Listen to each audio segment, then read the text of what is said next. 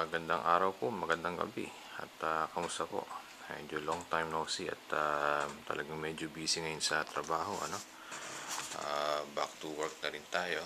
Okay naman, pero minsan dahil kulang kami, talagang maraming nagsisikol, meron isa na stroke.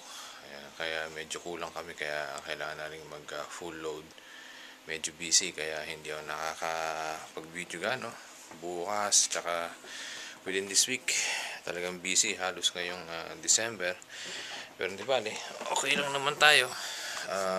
Next year, sa February, magsi-CT scan. So, titignan kung meron pang cancer o wala na, o nagbalik ba o hindi. So, bahala na ulit next year, no?